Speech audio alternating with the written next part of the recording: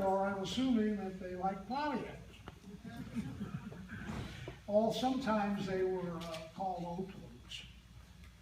I don't know if anybody really knows the history. I'm going to take about 30 seconds to tell you that. During the glorious 20s, General Motors grew, and in the process of their expanding, they asked every one of their divisions to bring out a second car. Well, Chevrolet had a truck, so obviously they didn't need another car. Oakland, as what that division was called, then brought out a Pontiac.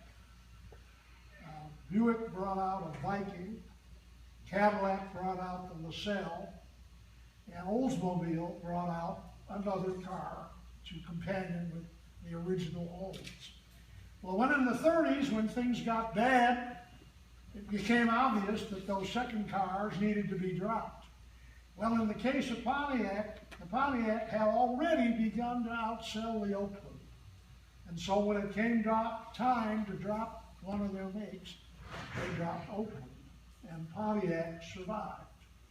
And survived they did through a very, very great period of which I am fortunate enough to have been involved. It is unfortunate that General Motors has not seen fit to salvage Pontiac, as most of you I'm sure know. But it is always going to be a tremendous part of the history of the U.S. auto industry.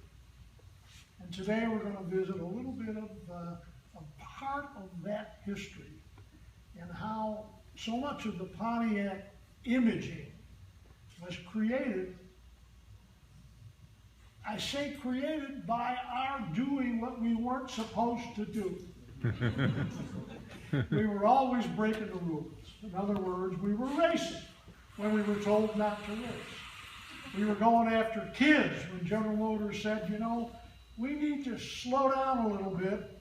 Can you believe this? At one point, General Motors management told all of their divisions to try not to sell cars to younger people, because they were actually trying to slow down the sale.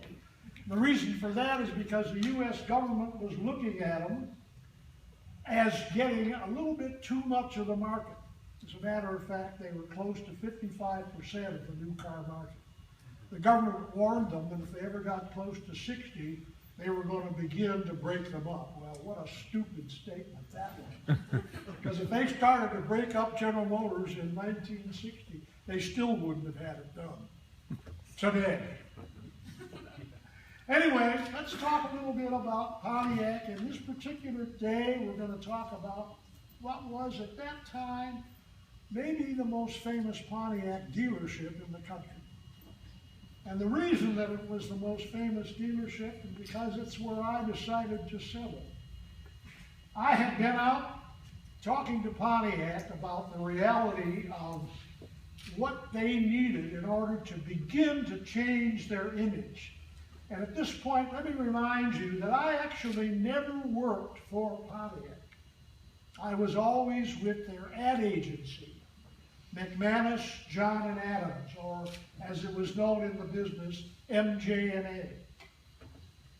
And we were in a position to really know as much or even more about why people bought Pontiacs than some of the folks that were actually running Pontiac. The most significant man at that time is the gentleman I have in front of you, that's Simonyi Bunky Knudsen. Bunky was a second-generation General Motors. He was sometimes referred to as a GM brat because he grew up in a GM household. His father, before him, had been a president of General Motors. Many of you, well, not too many of you, but the facts were that he was called to Washington at the part of World War II to actually engineer U.S. industry into making wartime products rather than their consumer products. And that was at a time when Detroit was called the arsenal of democracy, because every plant that was making anything that had to do with an automobile was now engaged in making weapons and all of the needed tools to fight a major war. Well, anyway, as we had said, I was with the Pontiac ad agency agency. I started out as a young copywriter. And as you can see then, I was much, much younger and didn't have anywhere near as much hair as I have today. One of the things that I was able to do was to convince Pontiac to try to let the world, and even more specifically their dealers, as to what kind of product, what kind of accessories, what kind of options were available for that car. Because it was a fact that even the dealers didn't know about axle ratios, about different exhaust manifolds, different carburetor options, style wheels. Pontiac was the first manufacturer to actually offer a style wheel, the great 8-lug aluminum wheel that we know and take advantage of and accept today. That was the first ever to be offered by an auto production automaker in the U.S. market. Well, obviously it was a time for one of the manufacturers to begin to become known as a performance-oriented division. Chevrolet had somewhat of a reputation, and of course the famed Ford V8 carried over even from the days of the original flathead V8 until the time that they adopted an overhead valve.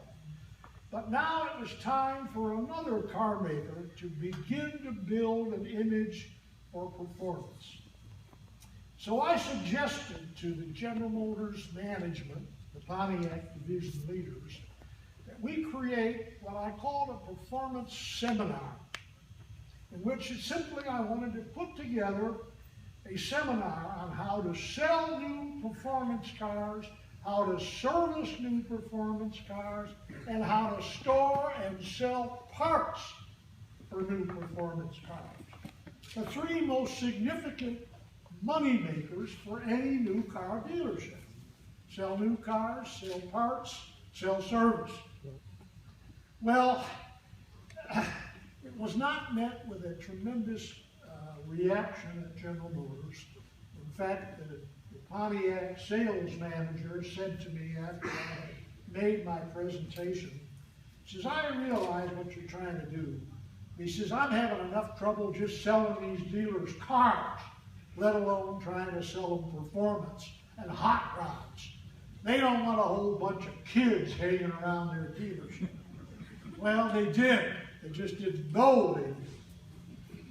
So as a result, after I made the presentation to both Funky Knudsen, who at that time was the the Pontiac general manager, a guy by the name of Frank Bridge, who was a typical GM sales manager, go out and give them hell and tell them all about what they got to do, and that's how they're going to make money, and oh yeah, we got a V8 engine, I think.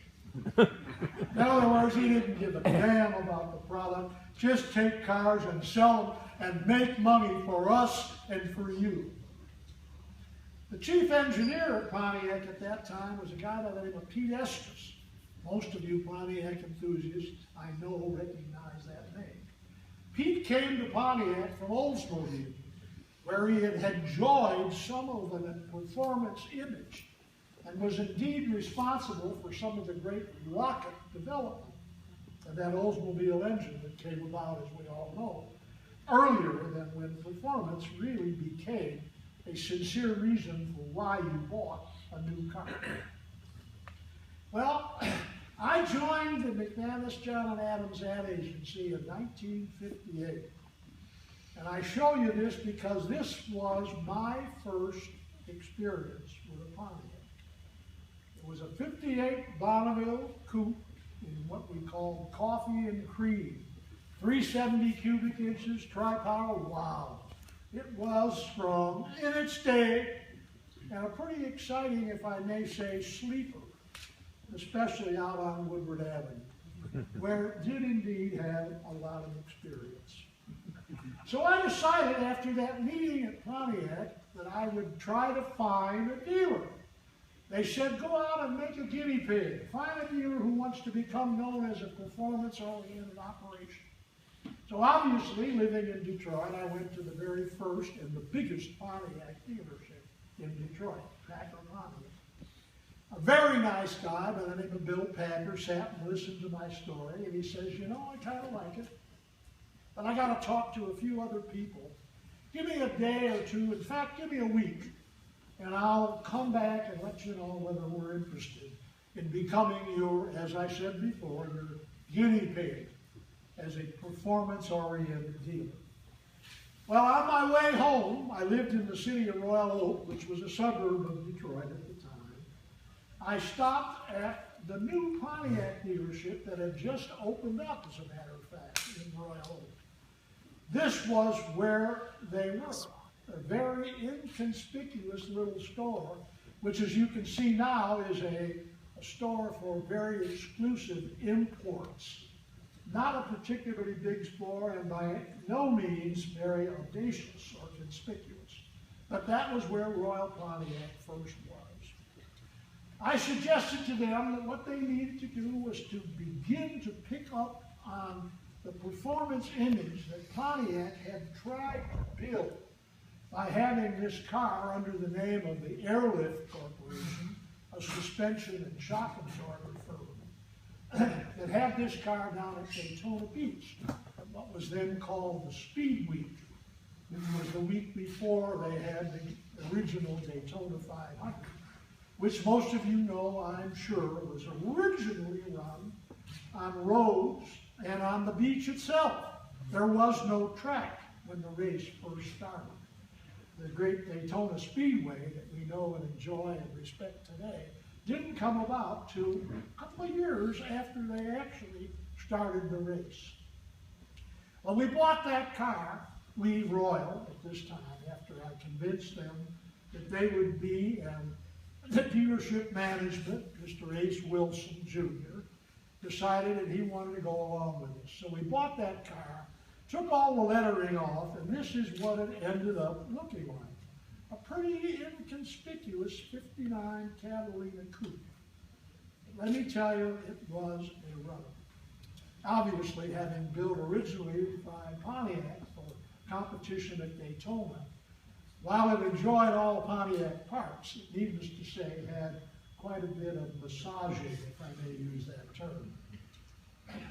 And thus became kind of an image car for what was now to become the nation's most famous Pontiac-oriented performance dealership, Ace Wilson's Royal Pontiac in Royal Oak, Michigan.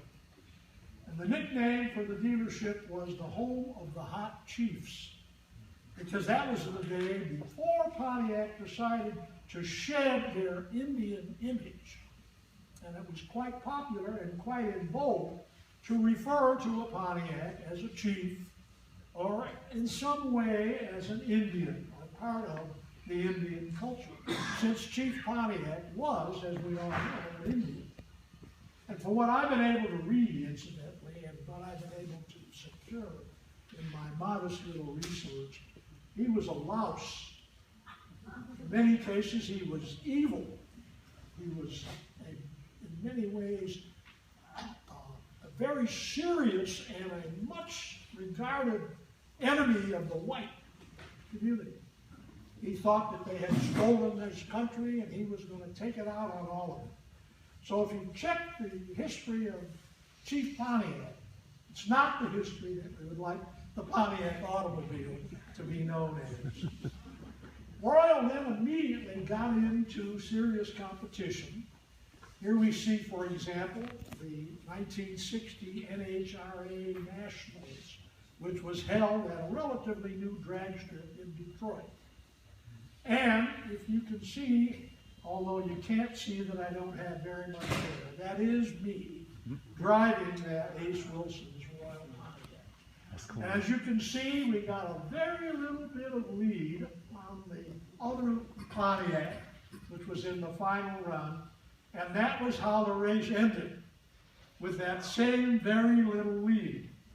But we were able to win the first NHRA Nationals Championship, which was held in Detroit. Well, Pontiac, and with the Royal nameplate, became, as a result of that major victory, a pretty serious symbol of what Pontiac's imaging and what we were trying to do with it. It now moved to a better facility, having built a brand new, what looks like a brand new, back in those years, dealership in the same little town of Royal Oak, which, as I said,